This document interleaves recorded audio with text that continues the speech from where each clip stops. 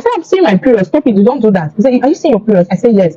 That was when he now stopped. That night, I called them on phone. I said, you people are very wicked. Why would you do this thing to a student? Do you know what they told me? They said, I'm so lucky they did not even find me.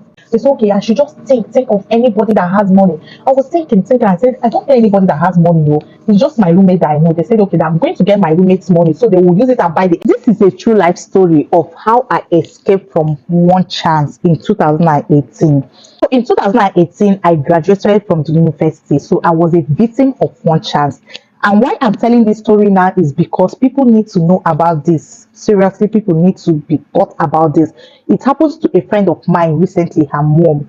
Her mom was a victim and they almost wanted to kill this woman because at the end of the whole thing, she was hospitalized. So I just felt like when I heard her own story, I was like, oh, we need to be talking about this thing often just to create awareness to people. So people will not keep being victim of this one chance.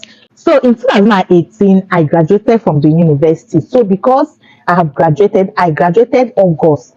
My house rent expired June. So the landlord was like, he's just going to give us a little, just a 1 month grace. So when we finish our exam, we moved. So when I was done with exam, we had to vacate from the house. But we still have some projects doing in school. Project like we are still doing our projects, we are still doing some of our clearance. So I need to do all these things. I had to go move with my roommate because she stays in the town where this thing happened. So I had to go and move with her in her place and we stayed together. So because she's staying in that town, what she does was every weekend she goes to her parents because we moved to her brother's place. Every weekend she goes to her mom, she visits her mom and all that. So this particular weekend she had visited her mom. And on a Monday, she's supposed to come back on Monday. And what she does is she comes to school directly. So from school, we all moved together to the house. So on this particular day, she had gone for a weekend and it was on a Monday and I needed to go to school to do some of my clearance and to continue with my project. One day, I had to go to school alone. So when I was going to school, I was standing at a junction waiting for tricycle, which is usually called Keke Napepe in our town. So I waited this particular day. I waited and waited for so long. The Keke no gree come that day. I think it was planned. So while I was waiting, I noticed a car moved past and reversed back. So when the car reversed back, he wind down and was like, I thought it's one of those guys that just want to, talk to a lady. But when he wind down, he was not speaking like a Nigerian. He was speaking like maybe Kenyan and all other African countries. So he was like, he's looking for a location that he needed this reverend sister he's looking for.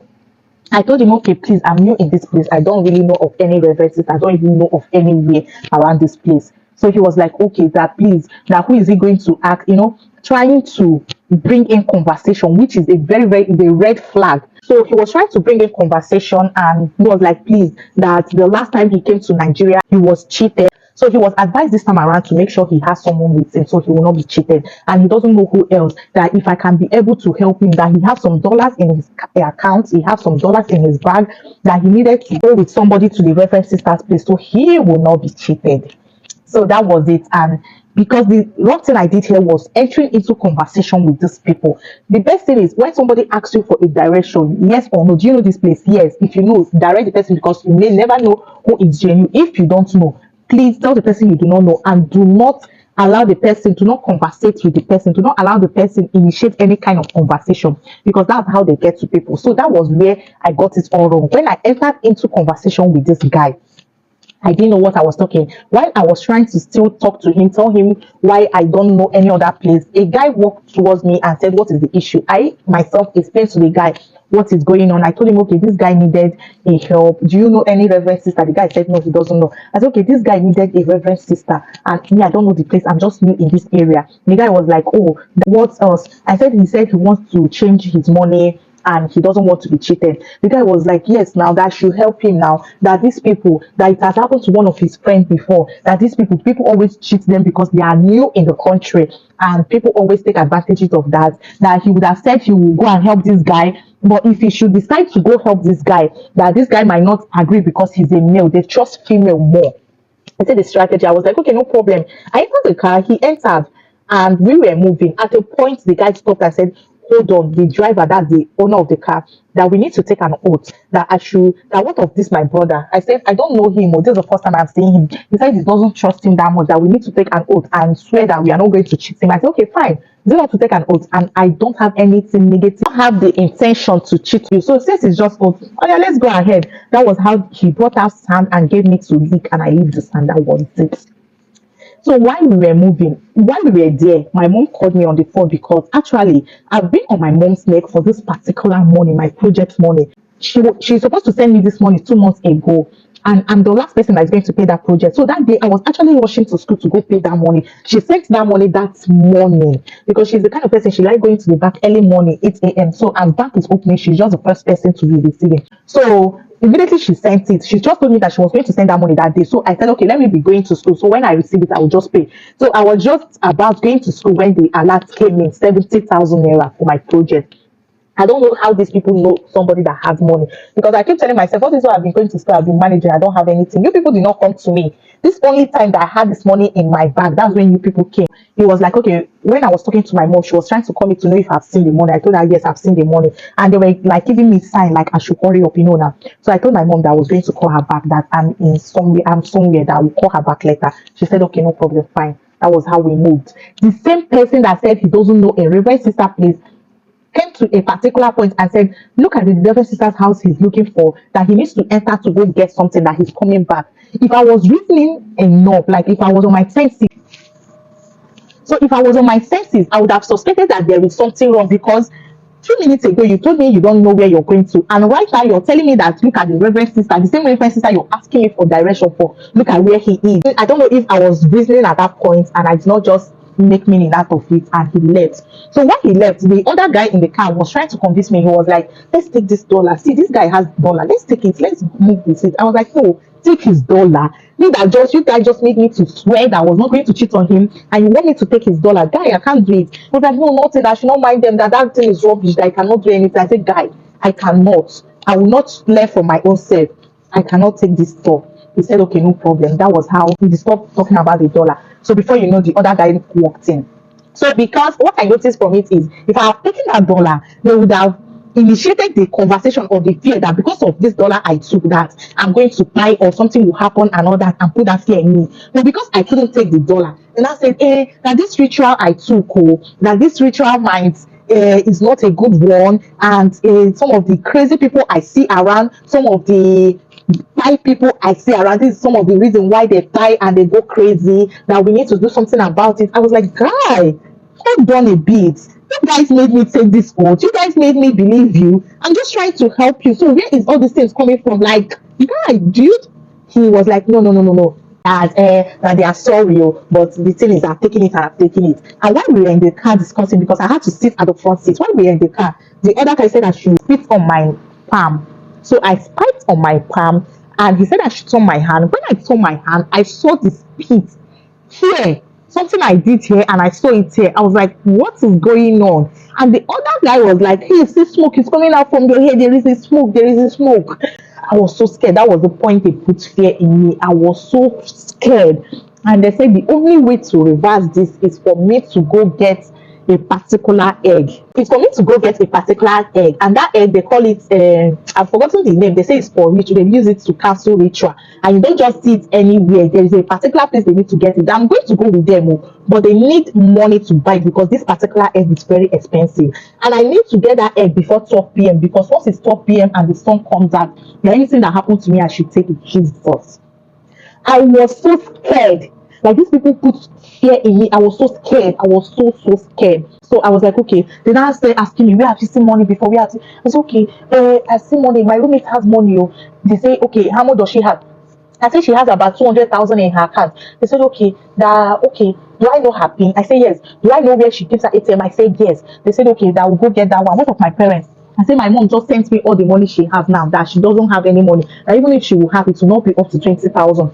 They said, okay, what of your dad? I said, my dad is an evangelist. They said, okay, I should just think of anybody that has money. I was thinking. I said, I don't know anybody that has money, though. It's just my roommate that I know. They said, okay, that I'm going to get my roommate's money, so they will use it and buy the egg and cancel it. Now, meanwhile, I'm going to drop my bag, everything, so that when I come back, I'll pick them up. So when we were in the car, the other guy was trying to touch my laps, and that I was like, guy, what is this? Stop it. I said, I'm seeing my period. Stop it. You don't do that. He said, are you seeing your period? I said, yes. That was when he now stopped it. I feel like if I was not seeing my period, these people could have helped me. You understand? I don't want to write the full meaning. They could have done that to me, and they'll tell me that's the only solution to reverse that cause. They would doubt.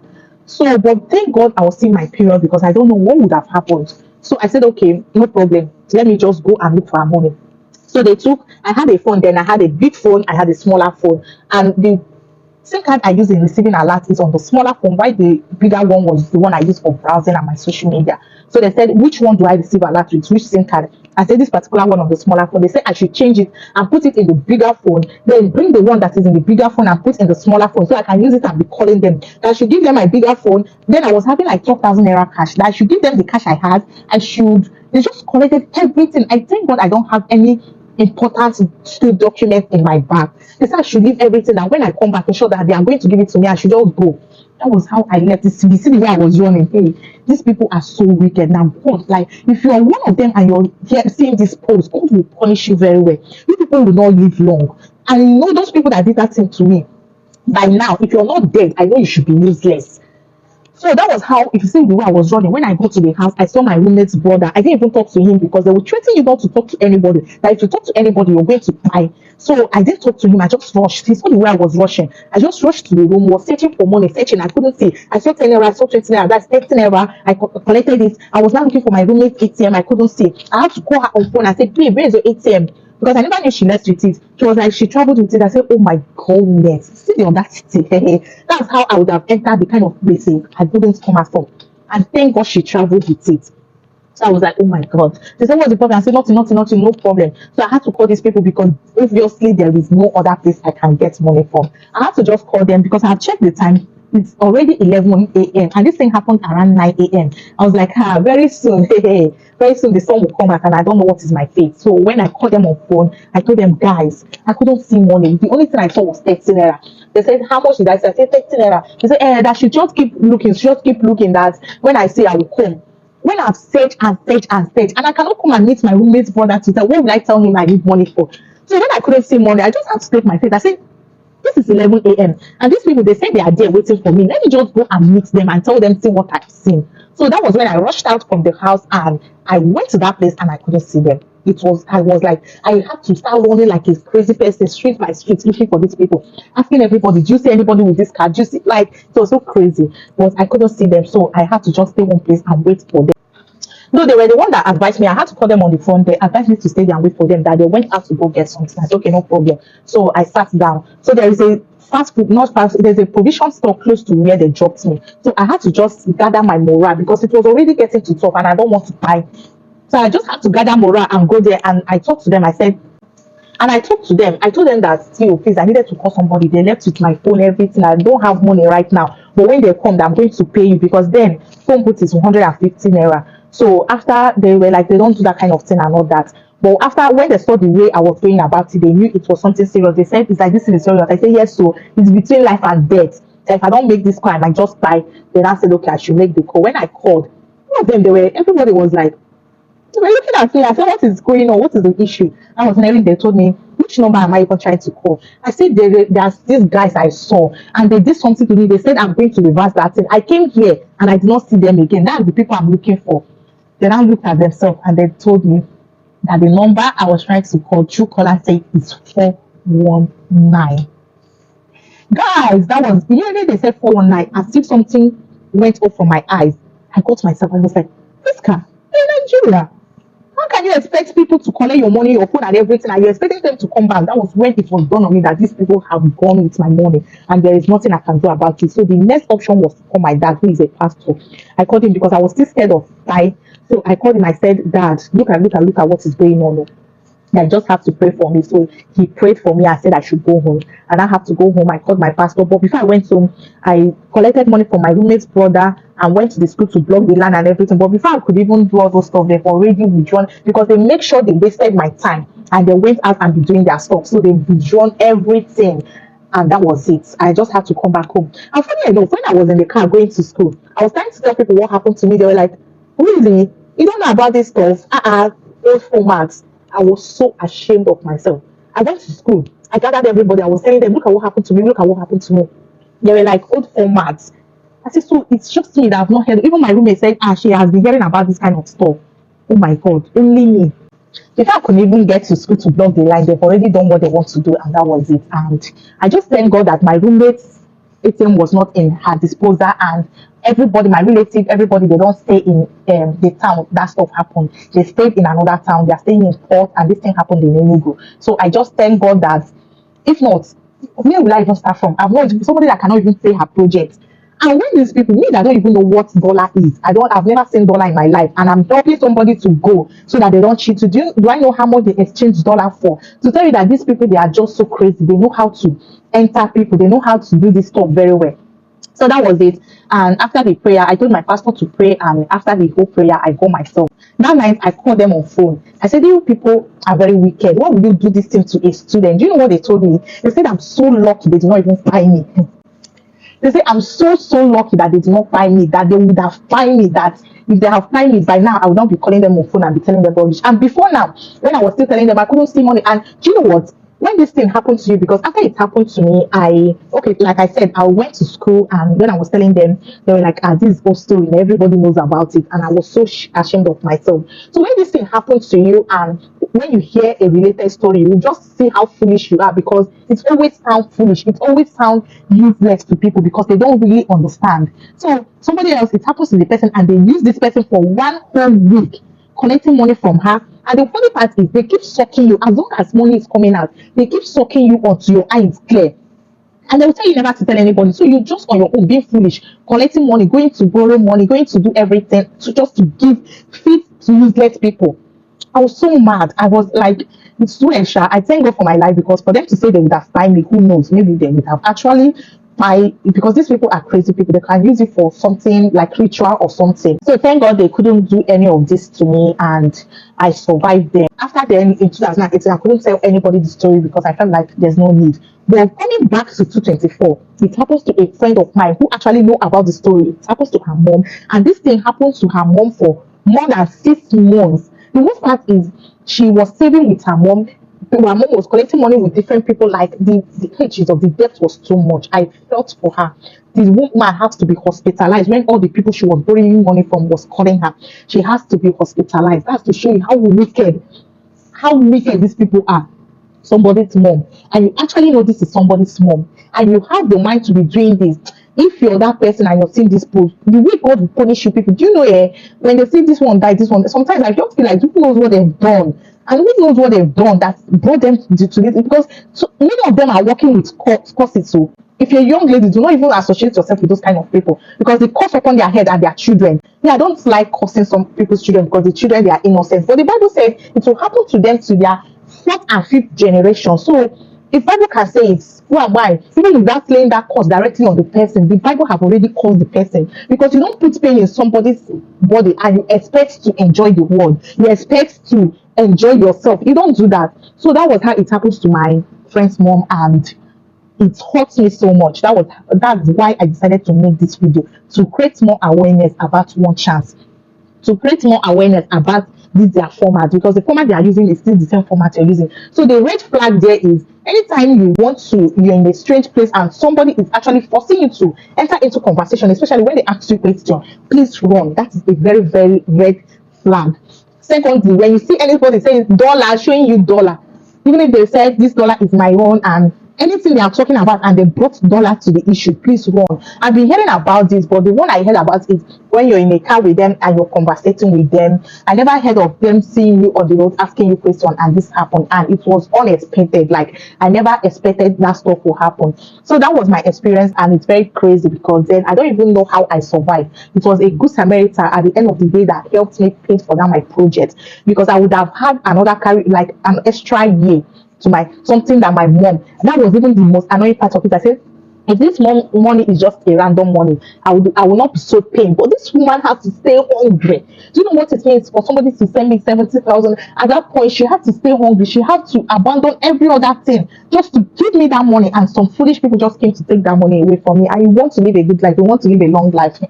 So that was it. That was what happened. And I thank God for my life. I thank God I'm just a victim of the situation, and I thank God it did not escalate according to what they said. I don't know if they knew it or they just want to put fear in my body. So please, let's just be more aware of this, if you've heard of this, if you can listen to this, share this story with somebody close to you, somebody you know might be a victim. Share this story with them, and by creating awareness, we are reducing them their stupid plans, because for them not to have changed pattern from 2018 to now, they will not still change pattern. So let's just share the story more and let people be more aware of it. And if it has happened to you, try, when you're talking to people, when you're having a conversation, try to always bring it up. Try to always tell people about it, especially people you feel like they might not have experience in that stuff. Try to always share your experience with them, so there will not be a victim by tomorrow. Please, God bless us all.